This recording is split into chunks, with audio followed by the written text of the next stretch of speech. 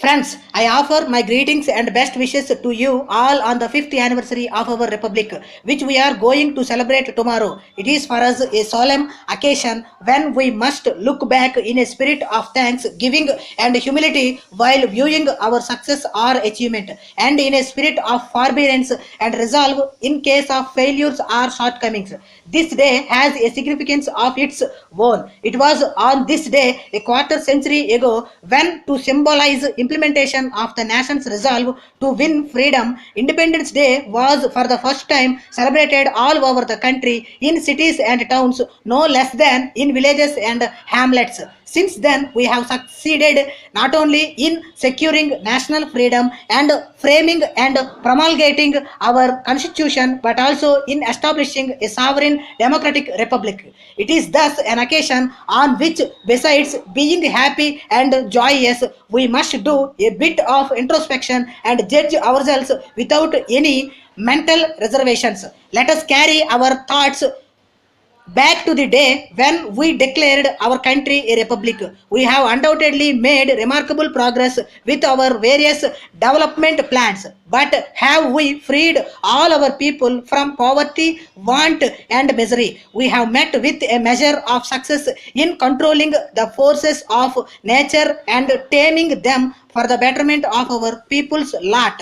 But we cannot forget that devastating floods visited parts of India a few months ago, disrupting communications and inflicting heavy damages on the people of those areas. We have certainly made headway with our plans for mass literacy and eradication of disease, though ignorance and ill health still stall many parts and sections of the country. About our determination to forge ahead with our schemes for the welfare of our people, there can be no manner of doubt, nor need we be dissatisfied with the nation's efforts to realize them. If nevertheless the results to date are not as startling as the schemes envisage, it is only because the malady is in the process of being treated. It takes time to build up a nation. After all, it is only the 5th anniversary of our republic, and 5 years are but a short period in the history of an ancient people like us. We shall now briefly review the principal events of the year which is closing today and see how we have fared in respect of our schemes and plans of development. If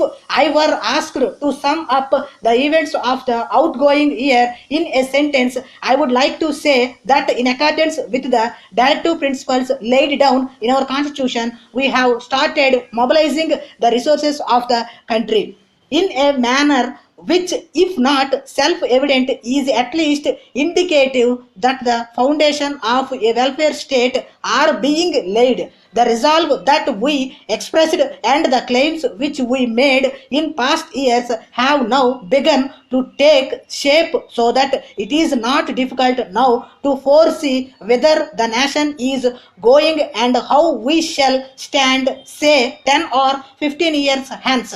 Rapid strides in the field of industrialization, further setting up of production, and rise in the per capita income of the country have been some of the salient features of the year under reference. Along with industrialization, efforts have been and are being made to balance production and employment through giving proper encouragement to cottage and small scale industry. It is now recognized on all hands that the tide of ever growing unemployment has to be stemmed if the Indian masses are to be really freed from a feeling of frustration. In this direction, cottage industries can play a valuable part and offer fruitful part-time or whole-time employment to a large number of people. For this reason, provision is going to be made in the second 5-year plan for reviewing old small-scale and cottage industries and giving encouragement to the existing ones.